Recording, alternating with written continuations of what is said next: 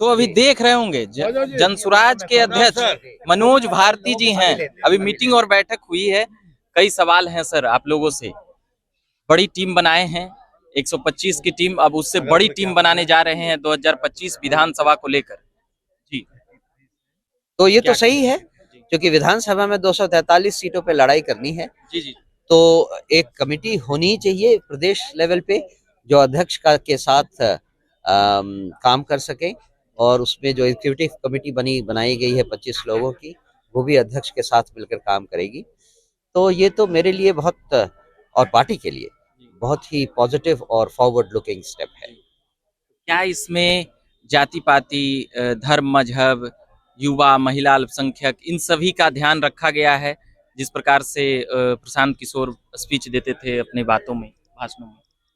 वो तो उनका डिक्लेयर्ड पॉलिसी है, जो कि 243 सीटों में हमारे उम्मीदवार कैसे कैसे रहेंगे, उसके बारे में उन्होंने लिखा है। लेकिन हर जगह हर कमेटी में अगर इसका ध्यान रखा जाए तो बहुत गड़बड़ हो जाएगी। और इसीलिए ऐसा कुछ ये नहीं है कि जनसुराज जाति पाति और धर्म में विश्वास रखती है इसीलिए ऐसा कर रही है। ये तो एक परसेंटेज रिप्रेजेंटेशन पॉपुलेशन के हिसाब से जो होनी है, उसकी बात चल रही है। जो एग्जीक्यूटिव कमेटी बननी है, कोर कमेटी बननी है, उसमें इस तरह के कैलकुलेशन कितना रखा जाएगा, कितना नहीं रखा जाएगा, ये कोई क्या बोलते हैं उसे, आयरन क्लैड पॉलिसी नहीं है। कमेटी में संख्या बढ़ाने की ऐसी क्या जरूरत पड़ी मनोज भारती जी? पार्टी के नाम पर अभी कौन था जनसुराज में, जरा बताइए कौन था? प्रशांत किशोर। नो, पार्टी के नाम पे तो केवल अध्यक्ष थे। प्रशांत किशोर जी तो सूत्रधार हैं। तो पार्टी के नाम पे तो एक ही आदमी था, मनोज भारती जी। जो भी हो, अध्यक्ष था। क्या कोई पार्टी एक आदमी पे चलती है? नहीं नहीं। तो फिर वही तो बात है। 125 से ज्यादा, 125 से ज्यादा के बारे में पूछा। अब आप ज्यादा होता तो आप कहते कम क्यों नहीं है? कोई नंबर तो चूज करना है ना भाई। जी। हमने 125 चूज किया, अभी तक किया था, और आज डिसाइड हुआ कि 151 तक इसको बढ़ाया जा सकता है। तेजस्वी यादव ने कल प्रेस कॉन्फ्रेंस करके दरभंगा में माई बहन योजना के तहत 2500 रुपया देने का बात किए हैं। कैसे देखते हैं? क्या जनता इससे खुश होगी, इससे प्रभावित होगी, इसको मानेगी, या कैसे देखते हैं आप? ये एक चुनावी स्टंट है, और जिन माँ बहनों के लिए उन्होंने ये प्रक्रिया शुरू की है, उन सब को वो 15 साल याद हैं, जिसमें उनकी असुरक्षा पर कितना प्रहार हुआ था, और जितने गुंडे मवाली एलिमेंट थे उस 15 साल में, उन्होंने हमारी माँ बहनों को घर से बाहर निकलने पर रोक लगा दी थी। तो सब लोग जानते हैं उस हिस्ट्री को, और उसके बाद कोई भी घोषणा की जाए, उसका असर कितना होगा ये तो भगवान ही जाने। फिर भी जनता उनके उनके विधायकों को बहुत संख्या में जिता देती है। इसी बार सबसे ज्यादा विधायक के वो पार्टी बने थे। आगे देखिए क्या होता है। आप लोग अब उसका तक ऑप्शन बनेंगे?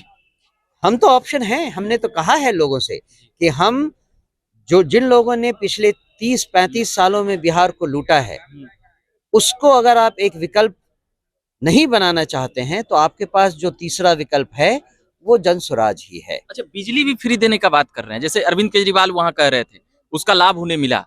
तो यहाँ पर क्या जनता यहाँ देखेगी तेजस्वी को उम्मीद भरी नजरों से? वो आप उनसे ही पूछिए कि कितनी जनता उस पर भरोसा करेगी। मुझे तो नहीं लगता है कि जनता इन चीप स्टंट से अब प्रभावित होगी।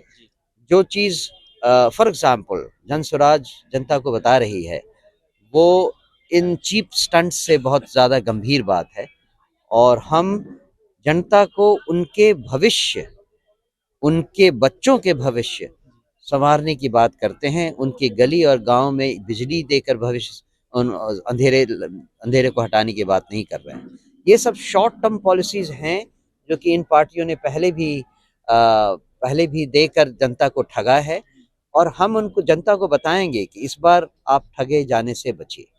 लोकल फॉर वोकल सुन रहे थे, मतलब अपना उम्मीदवार वहीं से चुनकर लाना है, जो अपना कमेटी बता रहे थे, प्रखंड, जिला, प्रदेश तक का।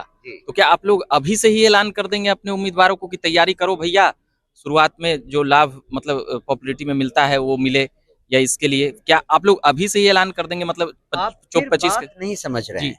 आप लोग जनसुराज के मूलभूत सिद्धांतों पर बहस करते हैं बार बार जानने के बावजूद। जी। लोकल फॉर वोकल का क्या मतलब है?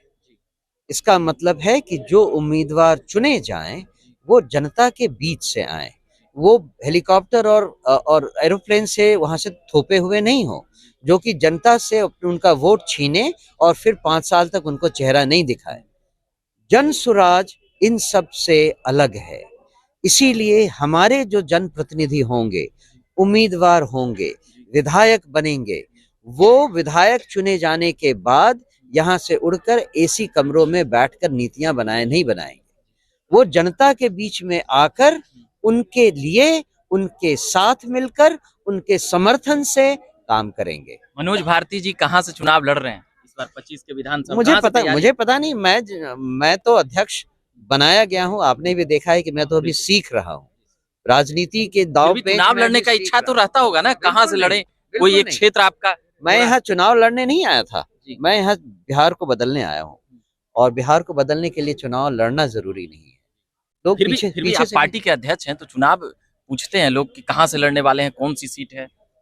मुझे नहीं मालूम, आपको नहीं मालूम? मुझे नहीं मान ले मालूम। पार्टी तय कर ली कि मनोज भारती जी को लड़ना है तो कहाँ से लड़िए? पार्टी मुझे नर्क से खड़ा कर दे तो मैं वहां से भी लड़ने के लिए तैयार हूँ, बस। चलिए, ये बात कर रहे थे हम अभी जनसुराज पार्टी के अध्यक्ष मनोज भारती जी से। आज पार्टी की मीटिंग थी, बैठक थी, कई बातें हमने की और कई बातें हमने जानी जनसुराज पार्टी के बारे में, मनोज भारती जी के बारे में। बाकी आप देखते रहिए झकास भारत। मेरा नाम रविकांत हुआ, हम लगातार खबरें लाते रहते हैं, सुनाते रहते हैं। बाकी कैमरे के पीछे जय जी हैं। धन्यवाद। यस जी।